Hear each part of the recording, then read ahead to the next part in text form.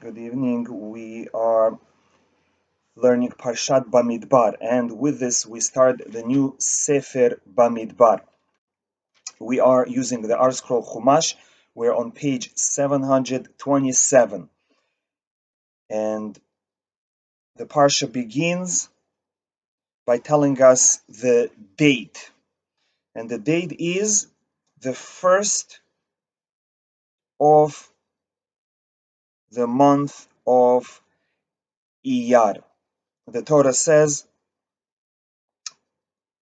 on the first of the second month, which is Iyar, in the second year after their exodus from the land of Egypt, God spoke to Moshe in the wilderness of Sinai, in the tent of meeting. So now, right away, in one sentence, Torah tells us a lot of information. Number one, the location. It happened in the desert, in the wilderness. Which wilderness? It's called the wilderness of Sinai, which means there is Har Sinai, there is the Mount Sinai, and around Mount Sinai is the Sinai Desert, which is called the Sinai Wilderness.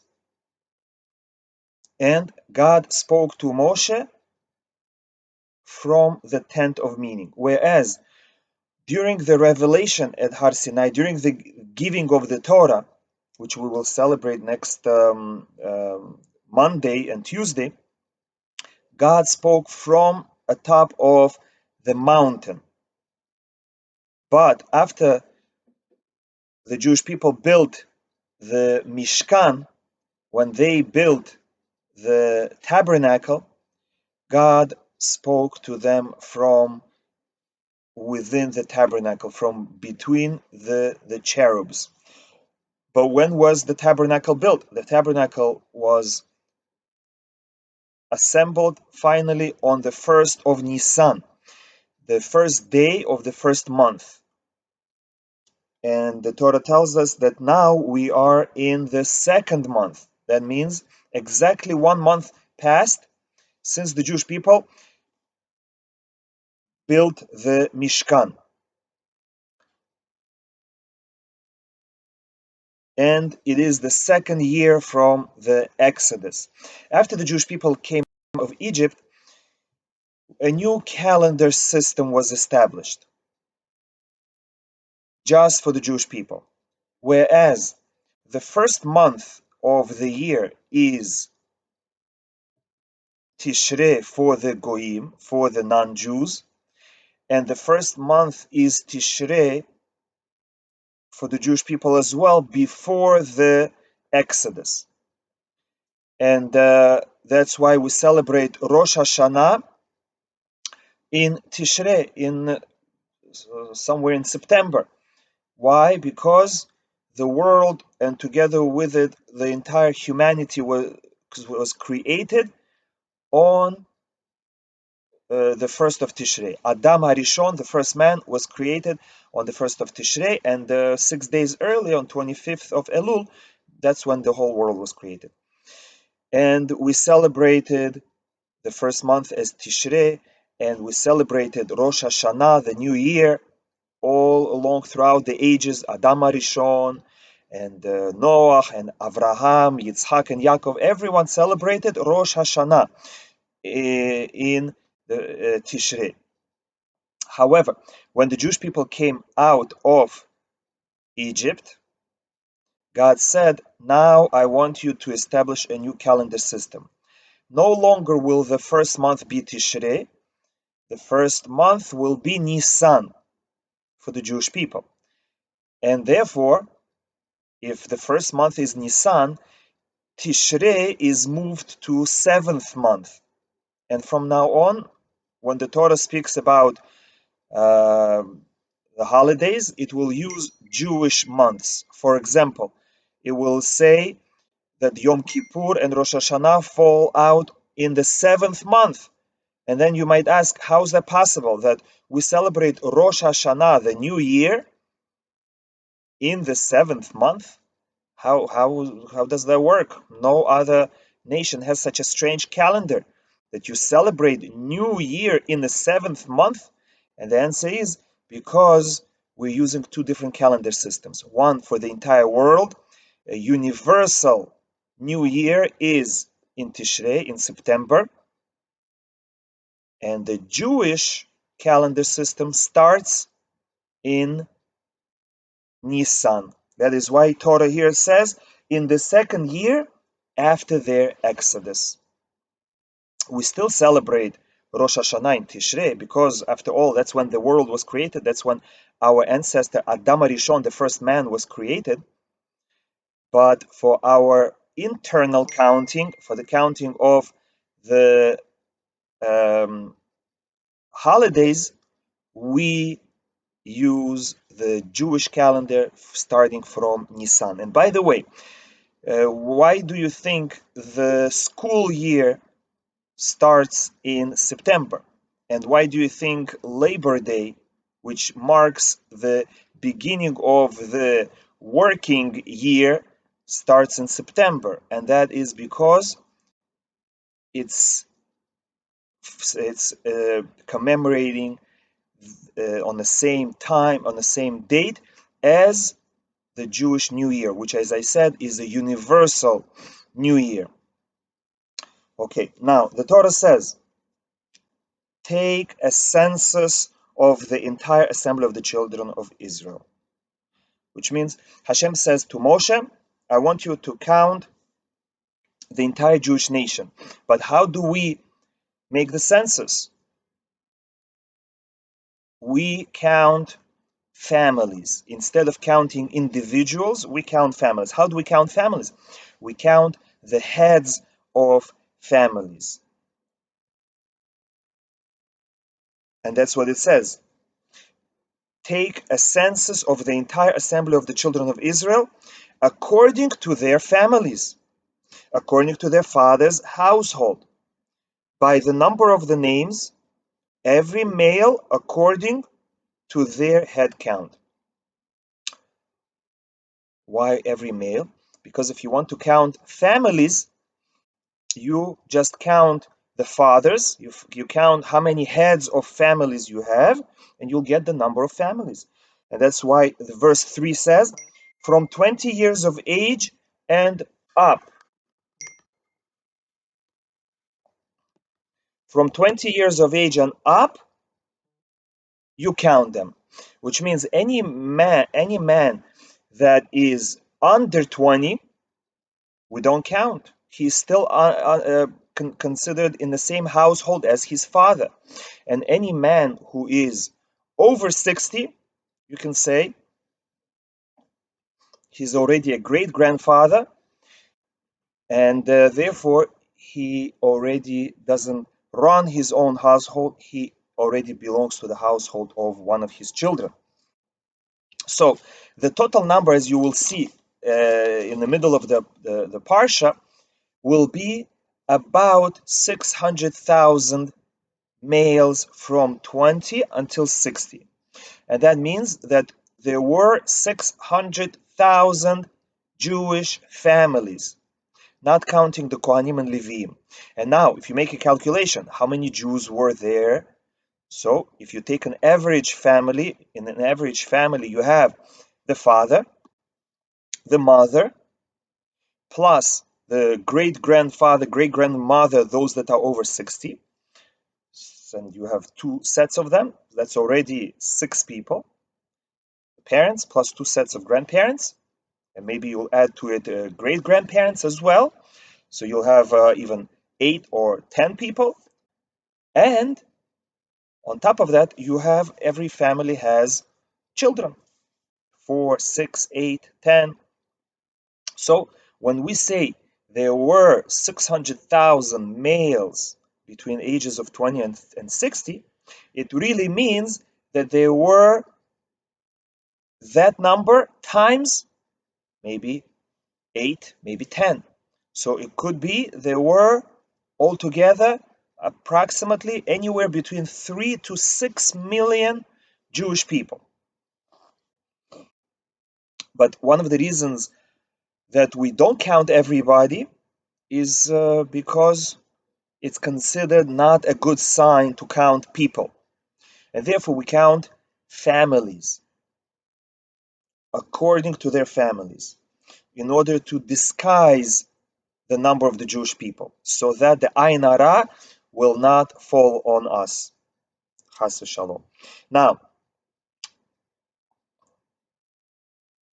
in verse 4, Hashem says to Moshe that to help him in this task of counting the Jews, he should appoint one man for each tribe, who will be the leader of the entire tribe. And these 12 men are listed. Now we go to page 729, verse 18. They gathered together the entire assembly on the first of the second month, and they established their genealogy according to their families, according to their fathers' household, by number of the names from 20 years of age and up. As Hashem had commanded Moshe, he counted them in the wilderness of Sinai. And now Torah gives us the totals for each tribe. And in addition to giving us the totals, it also tells us the position of each tribe when they encamp. And the way they would encamp was that there was a Mishkan. The Mishkan, the tabernacle, was in the center, and on three sides were Leviim, because as we're going to learn later, there were three families of Levites, Gershon, Kehat, and Merari. And on the eastern side were Kohanim and Moshe, which means on the eastern side were the tents of Aharon, his two sons, Elazar and Itamar, and the tent of Moshe. So now around the Mishkan and the tents of Leviim and Kohanim were the tents of the 12 tribes. There were three on each side, three on the east, three on the west, three on the north, and three on the south, altogether 12 tribes. And as you notice, the tribe of Levi is not counted. It's encamping separately, it's counted separately. And instead, we take the tribe of Yosef and we divide it in half. And we give Yosef two tribes, Ephraim and Menashe. Whenever we exclude Levi from the count, we count Ephraim and Menashe as part of the 12 tribes. And so we always have 12 tribes. But if we count Levi among the Jewish tribes, then we unite Ephraim and Menashe and we count him as Yosef.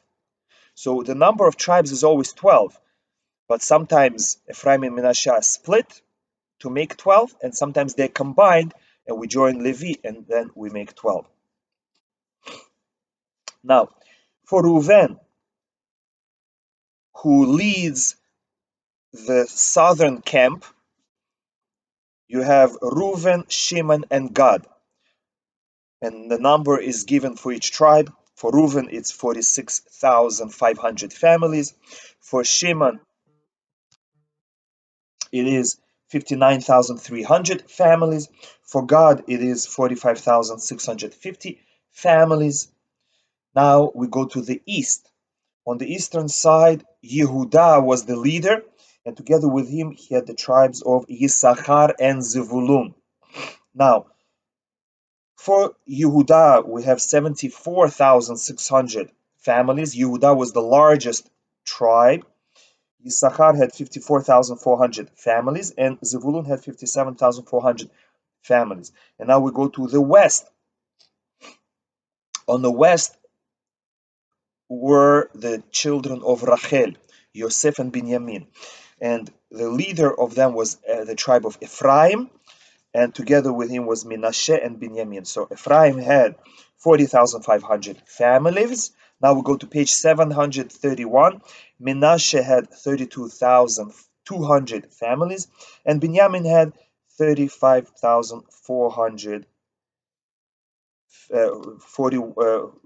35,400 families. Now, according to this, Binyamin was the smallest tribe. However, if you split Ephraim and Menashe, then Menashe was the smallest tribe with 32,200, and Binyamin was 35,400 families. And now we go to the northern side.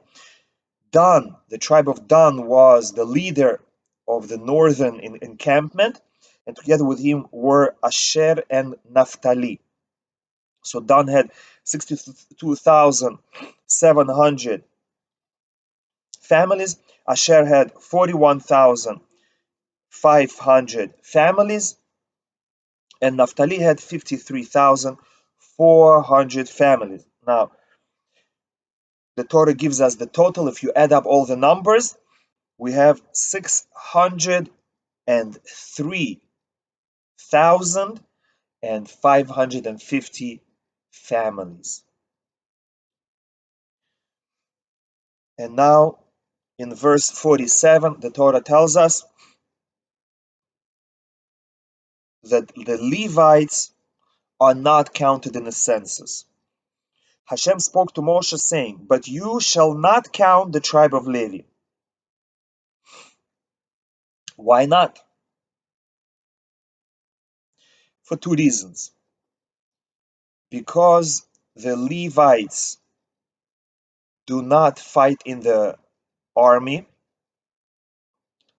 and the census was according to men who fight in the army between 20 and 60 years. And the reason why they don't fight in the army is because the verse 50 says, "Appoint the Levites over the tabernacle of the testimony, over all of its utensils. They shall carry the tabernacle and all its utensils, and they shall minister to it." Since the Levites had a separate job, they were not available to fight wars. Verse 51 says, "When the tabernacle journeys, the Levites shall take it down, and when the tabernacle encamps, the Levites shall assemble it." And anyone who is not a Levite may not approach the tabernacle in its disassembled state, otherwise they will die. So again, the reason the Levites are not counted is because they don't go to the army, and they don't go to the army because they are occupied with serving in the tabernacle and servicing it, disassembling and assembling it. And therefore, when the Jewish people came into the land of Israel, they divided the land between the tribes, but the Levites did not receive any land, because those that received farmland had to be farmers, and Levites could not be farmers because they were committed. Both Levites and Kohanim were committed to the service in the temple, and therefore they had to find other jobs that they could leave. For example, the Levites and Kohanim were teachers, rabbis, and judges, and other community jobs, so that when their turn to serve in the temple comes, they can take a vacation and leave. And that happened twice a year.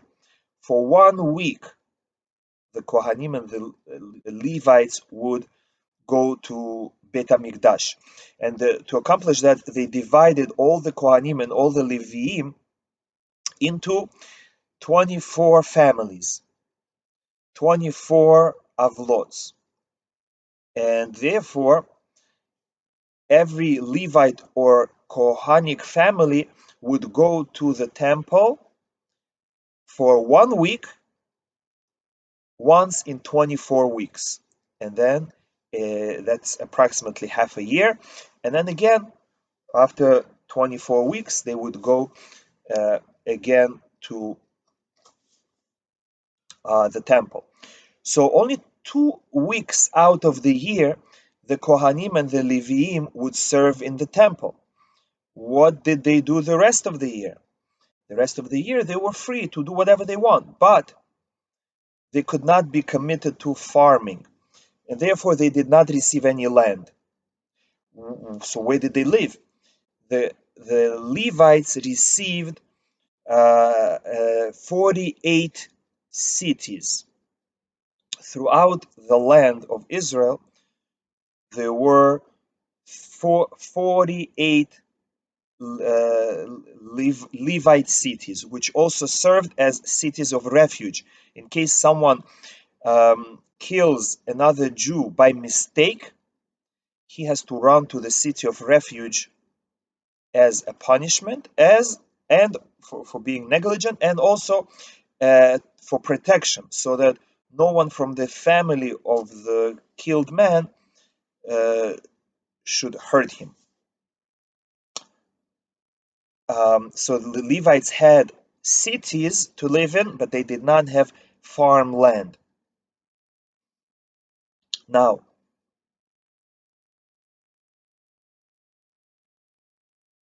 we're on page 733, and the Torah again explains to us the formation of the camp, the Jewish camp, and the temple is in the center, and the tribes are all around.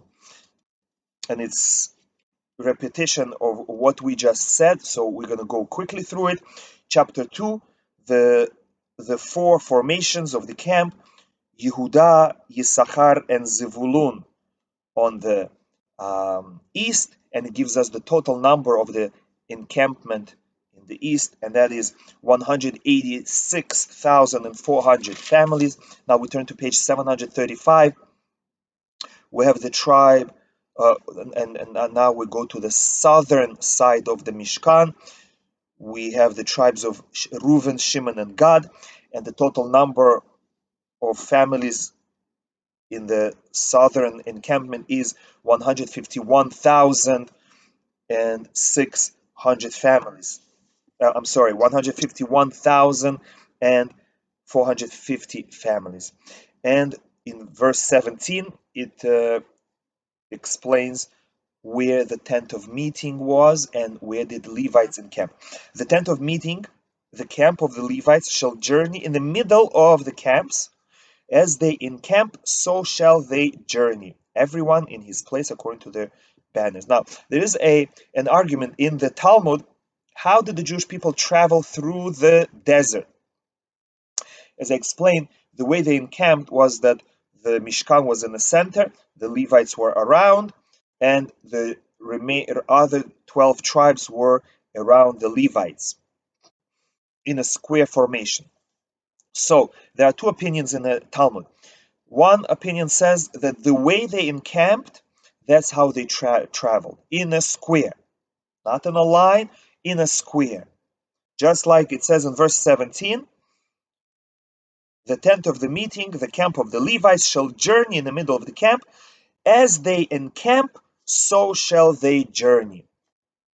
So the opinion that says they traveled as a square, and the square was huge, it was 12 kilometers in width and 12 kilometers in length.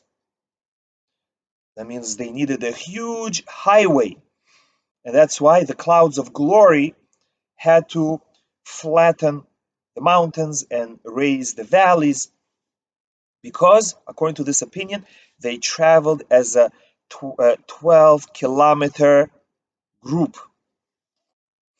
But the second opinion in the Talmud says that they did not travel in a square, but rather in a line. Every tribe traveled together, but there was one tribe and then another tribe and then another tribe. It was still huge because, okay, it was not 12 kilometers, but it was still an entire tribe. And an entire tribe, let's say, if you have 3 tribes this way, and that's 12 kilometers plus the Mishkan. So each single tribe was 3 kilometers. So again, the argument is, did they travel as a square of 3 tribes wide, of 12 kilometers wide, or 1 tribe wide one tribe after another tribe, and that was about 3 to 4 kilometers wide group. And so, how does he interpret this pasuk? As they encamped, so they journeyed. So he says that what it means is that the tabernacle was in the center. There was the tribe of the camp of Yehuda, then the camp of Reuven, and then the Levites would carry the tabernacle, and then the camp of Ephraim, and then the camp of Dan. Now, verse 18 speaks about the western side of the Mishkan. The head of that encampment was Ephraim, Menashe, and Binyamin, and together their total number was 108,100 families. And now on the north side of the Mishkan was the leader tribe of Dan, and together with them Asher and Naphtali, and together the total number was 157,600 families. Now we go to page 737, and verse 32 gives us the grand total. These are the countings of the children of Israel according to their fathers' households. All the countings of the camps according to their legions were 603,550 families. The Levites were not counted among the children of Israel, as Hashem had commanded Moshe. Now we go to chapter 3. And now we will speak about the Kohanim and Levim. These are the offspring of Aharon and Moshe on the day Hashem spoke with Moshe in Mount Sinai. These are the names of the sons of Aharon. And again, we list all of Aaron's sons, even those that died. Nadav and Avihu, Elazar and Itamar. These were the names of the sons of Aaron, the anointed Kohanim, whom he inaugurated to minister. However, an unfortunate thing happened, and verse 4 says, Nadav and Avihu died before Hashem when they offered an alien fire before Hashem in the wilderness of Sinai, and therefore they had no children. But Elazar and Itamar ministered during the lifetime of Aaron, their father. So at this point, there are 3 Kohanim in the entire world: Aharon, Elazar, and Itamar. Later, one more Kohen will be added, and that is Pinchas. And of course, children of Elazar, Itamar, and children of Pinchas are the Kohanim that we have in our times. Now, the appointment of the Levites. Verse 5 says, Hashem spoke to Moshe, saying, Bring near the tribe of Levi and have it stand before Aaron the Kohen, and they shall serve him. And already in Torah portion Yitro, we learned that after the Jewish people built the golden calf, they lost the ability to serve in the Mishkan. Originally, from every Jewish family, there was supposed to be one person who is the firstborn to be the Kohen of the family. And every family would have a personal altar, a personal mizbeach in their home. And the firstborn would be ministering, would be serving on that altar. But after the Jewish people created the golden calf, Hashem said, no more personal altars. From now on, you can only have a national mizbeach in the Beit HaMikdash. And no longer firstborn are allowed to be Kohanim. Rather, now it is the Levites and Kohanim who will serve in Beit HaMikdash. So, now we go to page 739. Verse 9, you shall present the Levites to Aaron and his sons. Verse 10, you shall appoint Aaron and his sons, and they shall safeguard their priesthood. And the alien, anyone who is not a Kohen, who approaches the tabernacle to serve, will die. Verse 12 speaks about the replacement of regular firstborn with the Levites. Behold, I have taken the Levites from among the children of Israel in place of every firstborn. How? So now Hashem will tell the Jewish people to count the number of the Levites and later to count the number of all the firstborn Jews. And we will see that their number is almost identical. And however uh, many Jewish people there were extra among the firstborn who could not be redeemed by the Levites, and there were very few of them, would have to pay 5 shekel price to be redeemed. This is what we do when we have a firstborn baby boy. We redeem him from Kohen for 5 shekalim. Again, because originally the firstborn was supposed to serve in the temple, and now Kohen does. So we have to pay Kohen 5 silver coins as a redemption for our baby. So now,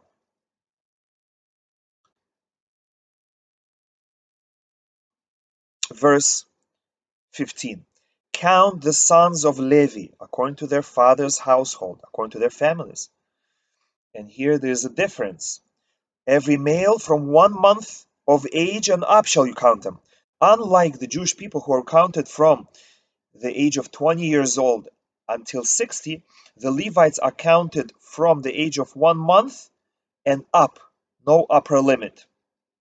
And the reason why they're counted from 1 month is because a baby that is under 1 month old is not yet considered a full citizen. Why? Because we're not sure if he will survive. The first month of the baby is the most dangerous.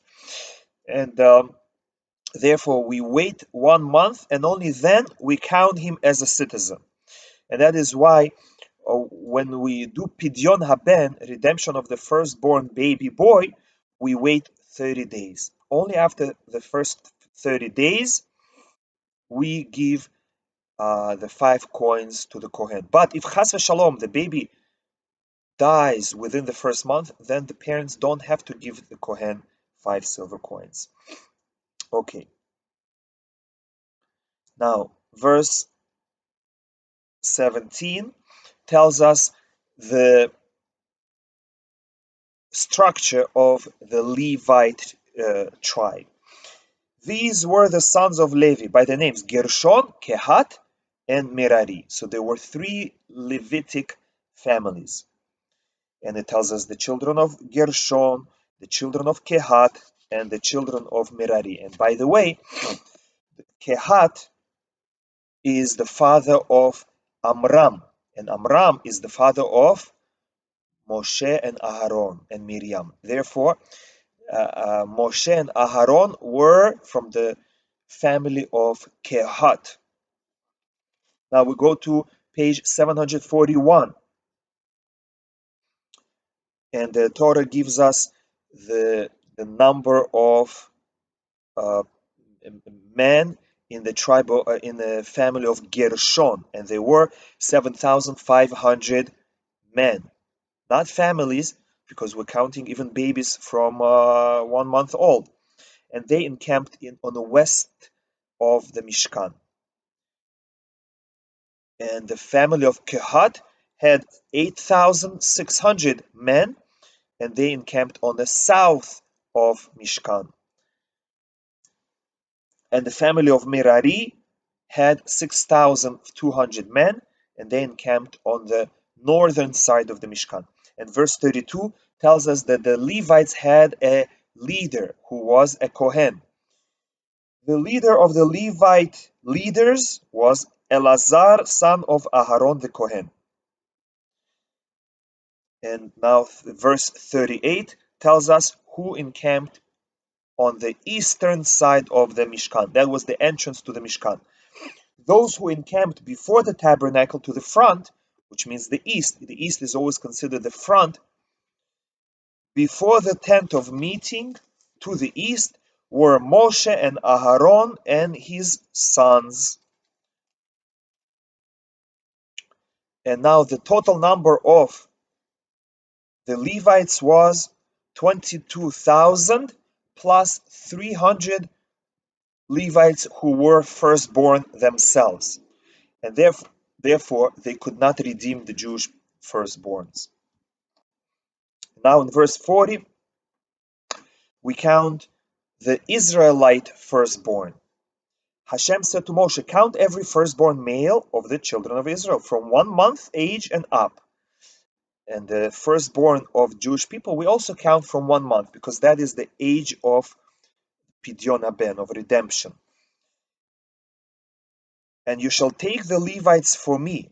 I am Hashem, in place of every firstborn of the children of Israel. Moshe counted as Hashem had commanded him, every firstborn of the children of Israel. And how many there were? There were 22,273. If you remember, there were 22,000 Levites plus 300 firstborn Levites. So the 22,000 of regular Levites redeemed the 22,000 of firstborn Israelites. But you have 273 extra firstborn Israelites who will now need to redeem themselves with money. Verse 46, and as for the redemptions of the 273 of the firstborn of the children of Israel who are in excess of the Levites, you shall take 5 shekels each according to the head count. In a sacred shekel shall you take. And you will give the money to Aharon the Kohen and his sons as redemption of the additional ones among them. So how did they choose who is going to pay the $5 fee? 5 silver coins. If Moshe would come to any firstborn Jew and say, why don't you pay 5 shekels? The Jew would say, why me? Maybe I'm included in the 22,000 Levites that redeemed us. So what was Moshe supposed to do? So Hashem told him, take pieces of whatever it is, parchment, pottery, and write on them Levi, and take 22,000 pieces that say Levi on them, and then take 273 blank pieces of parchment and put all of these together in one huge box, 22,273 lots, and let every firstborn Jew go and take one. If he chooses the one that says Levi, then he's redeemed. But if he chooses a blank one, then he needs to pay 5 silver coins. Now we'll go to page 745, chapter 4, duties of the Levites. We said that Levites will serve in the tabernacle, and their main job was to assemble it when they encamp and disassemble it when they need to travel. And so what exactly did they carry when they traveled?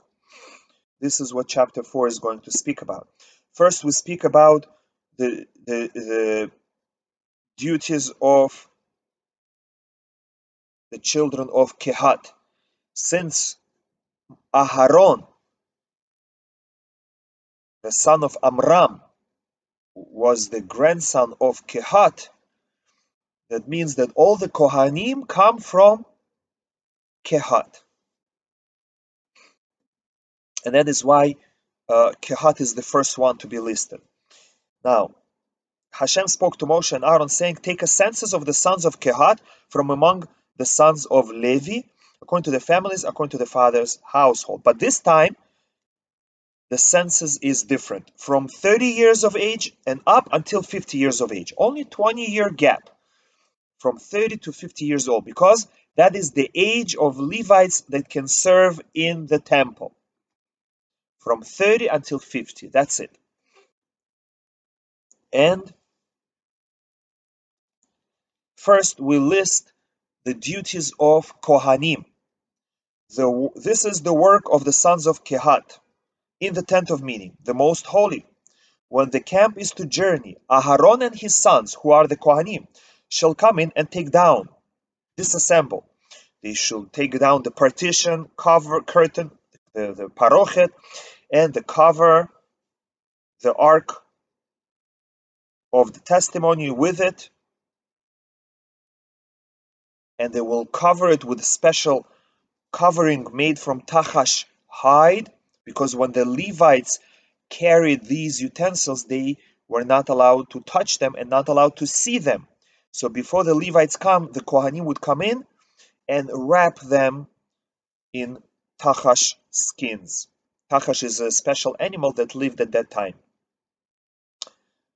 And on top of it, they will spread a cloth entirely of turquoise wool over it. And the same with the table, the golden table.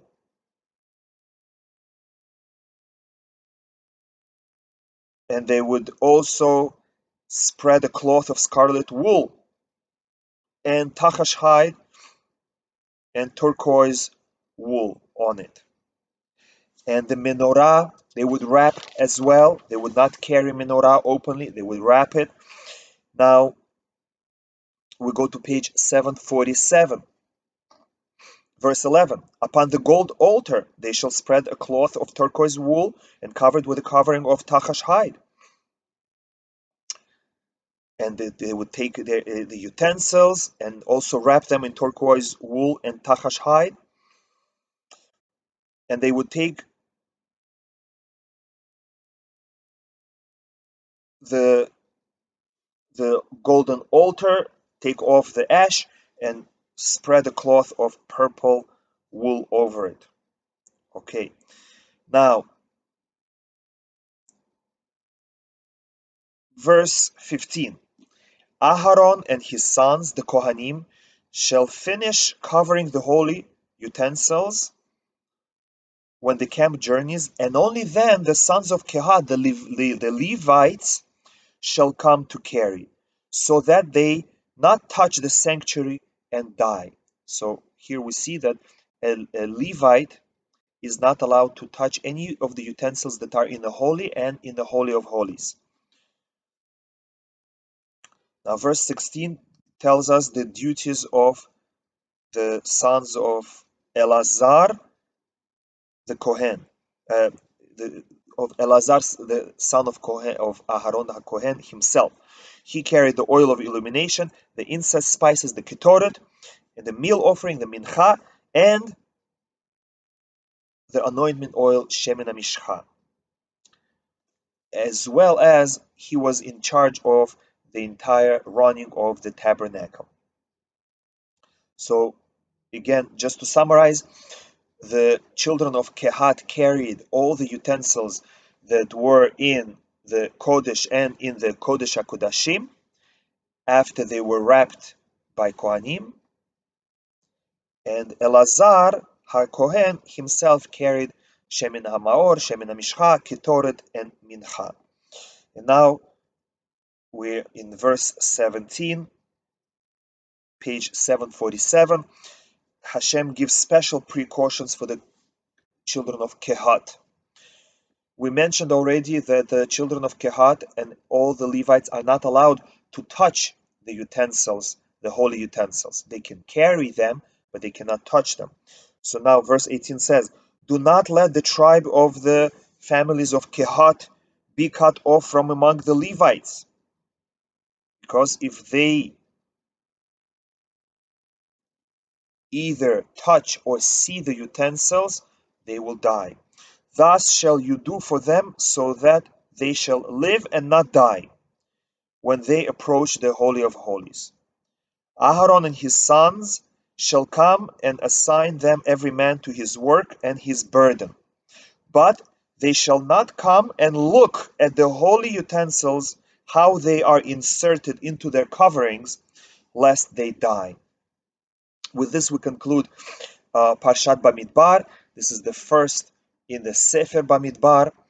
We learned about the census, the counting of the Jewish people, multiple countings of the 12 tribes, and separately of the Levites, and separately of the firstborn of the Jewish people, and the redemption of the firstborn with the Levites, and as well the animals of the Jewish people, the firstborn animals of the Jewish people were redeemed by the animals of the Levites, and the designation of Levites and Kohanim as the servants in the temple, and the duties of the children of Kehat.